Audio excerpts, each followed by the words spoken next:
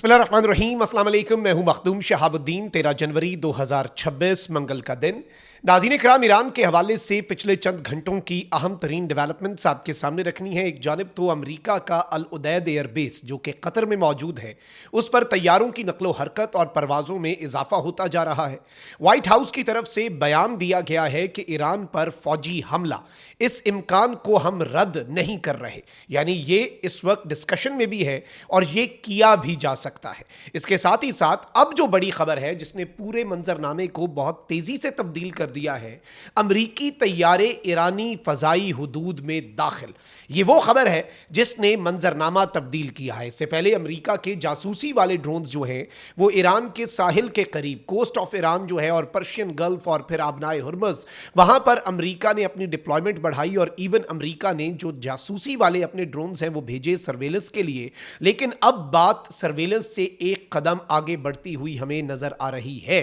मैं सारी डिटेल्स एक एक करके आपके सामने रखता हूं, लेकिन वही दरखास्त जो इससे पहले कुछ ब्लॉग्स में आपके सामने रखी। हमारे इस यूट्यूब चैनल को भारत, अफगानिस्तान और पाकिस्तान मुखालिफ मुतअद्दिद अकाउंट्स की तरफ से रिपोर्ट किया जा रहा है। इस रिपोर्टिंग का असर जाहिर करना आपके हाथ में है। इस वीडियो को लाइक करें, एक के बजाय ज्यादा से ज्यादा कॉमेंट्स करें और अगर हो सके तो इस वीडियो को मुख्तलिफ व्हाट्सएप ग्रुप्स में आपने शेयर भी करना है।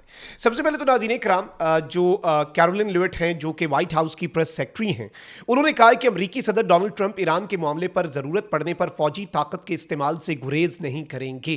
फॉक्स न्यूज को इंटरव्यू देते हुए व्हाइट हाउस की प्रेस सेक्रेटरी ने कहा कि सदर ट्रंप हमेशा सिफारतकारी को अव्वलीन तरजीह देते रहे हैं, ताहम अगर वो जरूरी समझें तो फौजी ताकत के इस्तेमाल से नहीं हिचकिचाएंगे और इस हकीकत से ईरानी हुकूमत बखूबी वाकिफ है।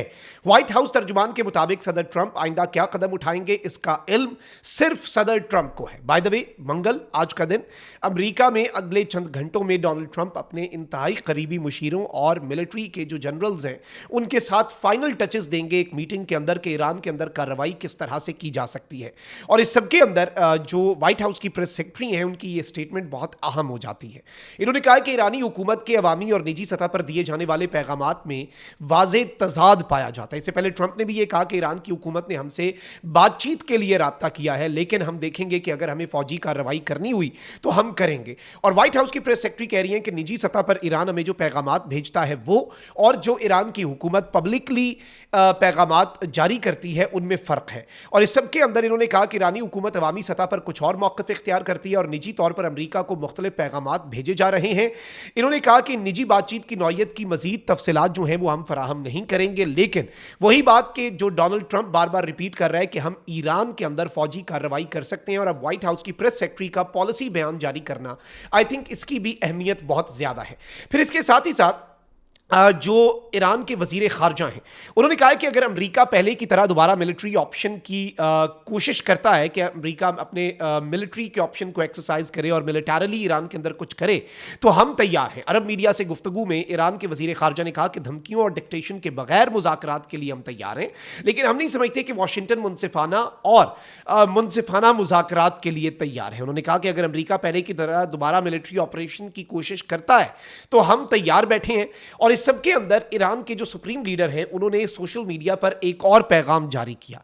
उन्होंने कहा कि अजीम ईरानी कौम ने आज एक तारीखी दिन रकम किया। आज की अजीम रैलियों ने गैर मुल्की दुश्मनों की साजिशों को खाक में मिला दिया। मैंने आपको बताया था कि ईरान के अंदर से सोर्सेज ने हमें यह बताया है, उस वक्त तक इंटरनेशनल मीडिया पर यह खबर नहीं आई थी कि अब ईरान के अंदर जो निज़ाम हुकूमत है उसके हक में भी एहतजाज हुआ है और वो रैलीज भी निकली हैं जो इस सिस्टम के हक में है।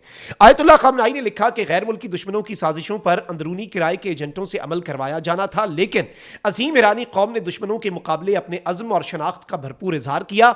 आज के मुजाहरे अमरीकी सियासतदानों को खबरदार करने के लिए थे कि ईरान की कौम अपनी हुकूमत के साथ खड़ी है। फिर इन्होंने कहा कि अमरीका अपने फरीबी इकदामात को रोके और अपने आलाकारों पर भरोसा करना छोड़ दे। ईरानी कौम मजबूत, ताकतवर, बाखबर है, दुश्मन को पहचानती है और ईरानी कौम दुश्मन के खिलाफ हमेशा मैदान में रहेगी। अच्छा, अब ईरानी दारुल हुकूमत तेहरान, वैसे तो ये जो हुकूमत मुखालिफ मुजाहरे आप इन्हें कहें या ना कहें, लेकिन लेकिन महंगाई के खिलाफ तो हो रहे हैं मुजाहरे, वो 100 से ज़ायद शहरों तक फैले और कुछ शहरों के अंदर तो बहुत पुरतशद्दुद हुए। फिर ईरान ने इवन जो स्टारलिंक का इंटरनेट है उसे डिसरप्ट किया, उसके ऊपर मिलिट्री ग्रेड के जैमर्स लगाकर स्टारलिंक के इंटरनेट का एक्सेस रोका। फिर ईरान ने छापे मारे, कुछ ऐसे सेल्स पकड़े जहां से पुरतशद्दुद कार्रवाइयों के हवाले से क्लेम किया जा रहा है ईरान की तरफ से कि वहां से पुरतशद्दुद कार्रवाइयों को इनिशिएट और ऑपरेट किया जा रहा था। और अब तेहरान के अंदर ईरानी हुकूमत के हक में बड़ा अवामी मुजाहरा हुआ जिसमें बड़ी तादाद में अवाम ने शिरकत की। अब इसके साथ ही साथ अमरीका जो है नाज़रीन कराम, उसने अपनी जंगी तैयारियां बढ़ा दी हैं और अमरीकी जंगी तैयारे जो हैं, जो इनके फाइटर जेट्स हैं, उन्होंने अल उदैद एयरबेस पर अपनी सरगर्मियां बहुत ज़्यादा इंक्रीज कर दी हैं। इसी तरह की सरगर्मियों के अंदर इजाफा जो है वो नोटिस किया गया था जून में, जब अमरीका ने ईरान के ऊपर बमबारी की थी 12 रोज़ा ईरान इसराइल जंग के इख्तिताम पर। गैर मुल्की मीडिया के मुताबिक अल उदैद एयरबेस से KC-135 एयर रिफ्यूलिंग टैंकर्स और B-52 स्ट्रेटेजिक बॉम्बर समेत कई अमरीकी जंगी तैयारे परवाज कर गए। अब ये यहां से उड़कर कहां पर गए, ये बड़ा इंपॉर्टेंट है, क्योंकि ये जो अल उदैद एयरबेस है ये ईरान की सरहद से 200 से 300 किलोमीटर के फासले पर है, ईरान के करीब पड़ता है। और व्हाइट हाउस की तर्जुमान जो है, इन्होंने इससे पहले ये कह दिया है कि भाई हम करेंगे फौजी कार्रवाई के ऑप्शन को हम जेर गौर ला रहे हैं। देखिए, अमरीका ने सिर्फ हमला नहीं करना, अमरीका ने उस हमले के बाद ईरान की जो रिटेलिएशन है या ईरान की तरफ से जो जवाबी वार है वो अमेरिका के बेसिस पर होगा, जो ईरान कह चुका है, या फिर इसराइल पर होगा, जिसकी वजह से इसराइल भी हाई अलर्ट पे है। ईरान तो ये स्टेटमेंट दे चुका है कि इसराइल और मिडिल ईस्ट में मौजूद यूएस बेसिस हमारे लिए एक लेजिटिमेट टारगेट होंगे अगर अमेरिका हमारे ऊपर हमला करता है। तो अमेरिका वहां से अपनी जो डिप्लॉयमेंट है उसे भी इस तरीके से करेगा कि हमला करने के बाद जब अमेरिका अगर कार्रवाई कर दे तो उसके बाद अमेरिकी बेसिस पर कुछ ज्यादा हो ना, वहां पर कोई चीज ऐसी आप कह लें कि मौजूद ना हो कि अमेरिका के बेसिस को तबाह किया जा सके या उन्हें नुकसान पहुंचाया जा सके। तो अमेरिका इस चीज को भी अपने ज़हन में रखे हुए है। और B-52 स्ट्रेटेजिक बॉम्बर्स जो हैं, ये याद रखिएगा, ये बड़े खतरनाक किस्म के बॉम्बर्स हैं और ये अमेरिका का long range subsonic jet powered strategic bomber है और इस की जो तबाहकारियां हैं वो बहुत ज्यादा हैं। और ये एक बहुत ऐसा आप कह लें कि फाइटर जेट से आगे बढ़कर बॉम्बर है जो कि स्ट्रेटेजिक अंदाज में बहुत बड़े पैमाने पर तबाहियां मचा सकता है। लेकिन अब नाज़रीन इकराम, एक तशवीशनाक खबर आई है, ईरान की स्पेस जो है उसके करीब तो परवाजें हो रही हैं। इवन ये तक बताया जा रहा है कि ईरान इराक बॉर्डर के करीब इराक के अंदर यूएस डेल्टा फोर्सेस तक पहुंच चुकी हैं। ये वो एलीट फोर्स है अमेरिका की फोर्सेस की, टॉप ऑफ द लाइन, जिन्होंने वेनेजुएलियन प्रेसिडेंट को उसकी वाइफ के हमरा गिरफ्तार भी किया था। अब नाज़रीन इकराम, इससे पहले तो हमने सिर्फ ये देखा कि अमेरिकी ड्रोन्स जो हैं वो ईरान के करीब अपनी परवाजें कर रहे थे और ईरान के करीब जो हैं वो अमेरिकी ड्रोन्स अपनी सर्वेलेंस कर रहे थे। लेकिन अब यूएस नेवी जो है उसका एक बोइंग P-8A पोसेडोन एयरक्राफ्ट है जो कि ईरान की एयर स्पेस के अंदर फ्लाइट डाटा के मुताबिक, जो open source flight data available है, इसने ईरान की एयर स्पेस के अंदर भी एंट्री दी, यानी ईरान की एयर स्पेस के अंदर दाखिल हुआ।